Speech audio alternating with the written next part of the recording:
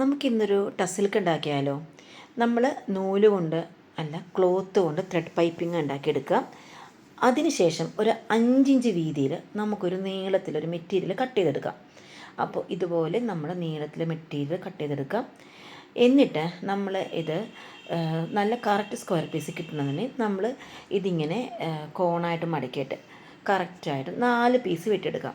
അപ്പോൾ നമ്മുടെ thread piping അല്ലെങ്കിൽ ക്ലോത്ത് പൈപ്പിങ്ങിൻ്റെ ഒരു വശത്ത് 2 ടസൽക്ക് വീതം ഇടാനാണ് ഉദ്ദേശിക്കുന്നത്. അതായത് നമ്മുടെ കോൺ പോലെയുള്ള ടസൽക്ക് ഇങ്ങനെ 4 പീസ് നമ്മൾ വെട്ടിയെടുക്കാം.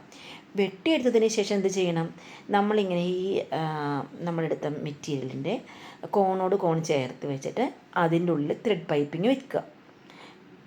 ഇങ്ങനെ വെച്ച് കൊടുത്തതിന് ശേഷം നമ്മൾ അതിൻ്റെ കോൺ ചേർത്തിട്ട് നമ്മളിങ്ങനെ അടിച്ചു കൊടുക്കുക. അപ്പോൾ ജസ്റ്റ് വളരെ സിമ്പിളാണ്, ഒന്നും ചെയ്യേണ്ട ആവശ്യമില്ല. രണ്ടായിട്ട് മടക്കുക, കോണോട് കോൺ ചേർത്ത് അതിൻ്റെ നേരെ സെൻറ്ററിൽ പൈപ്പിംഗ് കട്ട് വെക്കുക. ശേഷം ഇങ്ങനെ നമ്മൾ അടിച്ചു കൊടുക്കാം.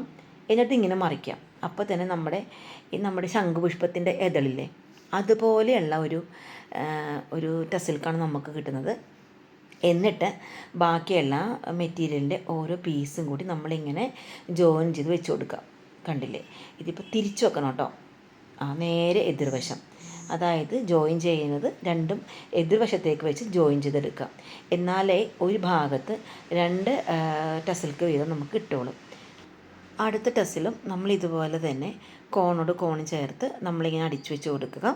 അതായത് നേരത്തെ അടിച്ചതിൻ്റെ അതേ പോയിൻ്റ് തന്നെ ഈ ഒരു ടസിലും വെച്ച് കൊടുത്ത് ഇങ്ങനെ അടിച്ചു കൊടുക്കാം. എക്സ്ട്രാ മെറ്റീരിയൽ കട്ട് ചെയ്ത് കൊടുക്കാം അറ്റത്തുള്ളത് കേട്ടോ. എന്നിട്ടൊന്ന് മറിക്കാം. അപ്പോൾ 2 ടസിലും ഒരേ ഇതിൽ 2 കോൺ പോലെ വന്നത് കണ്ടോ. ഇത്രയുള്ള പരിപാടി. ഇഷ്ടപ്പെട്ടോ? ഇഷ്ടപ്പെട്ടാൽ നിങ്ങൾ ട്രൈ ചെയ്ത് നോക്കൂ കേട്ടോ.